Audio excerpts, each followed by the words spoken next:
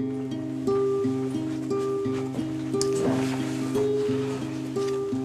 voici quelques trésors, là. Par exemple, ça, c'est les pieds nickelés, repris après la guerre par Pélos, qui a repris un personnage créé bien avant la guerre de 14 par Forton.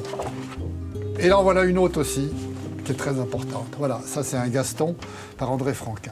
Je pense que ce jour-là, si on m'avait offert un voyage autour du monde ou un chèque énorme, ça ne m'aurait pas fait équivalent. Donc cette planche, pour moi, c'est en plus un témoignage d'amitié. Toutes ces planches-là, il est bien évident qu'il sera tant de mon vivant, elles ne seront jamais à vendre. Ça, il n'en est pas question. Pour moi, c'est comme si on m'arrachait un bras. Ce jour-là, Francis Gros nous a ouvert sa cave et c'est une chambre d'enfant. Des figurines, des dessins, des revues et puis bien sûr des BD. 20 000 bandes dessinées bien rangées. Un petit musée rien que pour lui. Francis Gros a 79 ans et on peut vraiment dire qu'il est tombé dans la BD quand il était petit. C'est là que de temps en temps j'ai à me ressourcer, que je relis les choses que je connais par cœur et j'ai autant de plaisir à relire une bande dessinée qui m'a fait rire plusieurs fois. Les chutes de Dupont, je ris toujours, quoi. Ce qui est important dans une bande dessinée, c'est ce qui se passe entre deux vignettes, qui n'est pas montré, mais que le lecteur doit imaginer. Mais quand j'étais jeune, je ne le savais pas. C'est plus tard que je me suis aperçu qu'on faisait appel à mon imagination. Et justement, les éducateurs de l'époque, je parle des vieux instituteurs, considéraient que ceux qui lisaient la bande dessinée, ils allaient ne plus lire, et pas lire autre chose. Et heureusement, à peu près à l'époque où nous avons créé le premier salon, c'est-à-dire en 1974, un certain nombre d'éducateurs, au contraire, ont dit la bande dessinée peut être éducative, justement parce qu'elle sollicite l'imagination.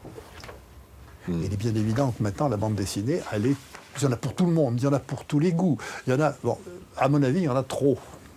Il y en a trop parce que cette prolifération fait que les albums se vendent à très peu d'exemplaires. Et un jeune auteur qui débute, pour avoir une chance d'arriver jusqu'à son public, c'est dramatique. S'il y a une BD à garder, ce serait laquelle ?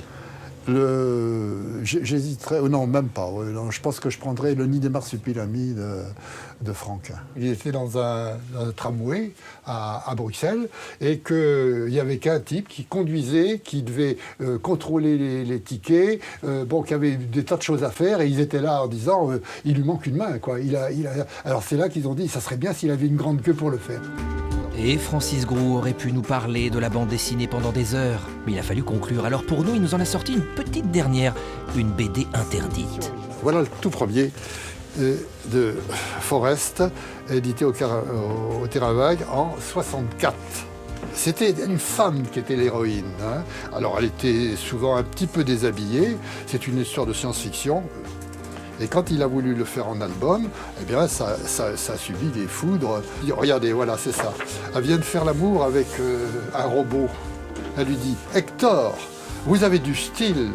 Oh, madame est trop bonne. Je connais mes défauts. Mes élans ont quelque chose de mécanique. C'était très drôle.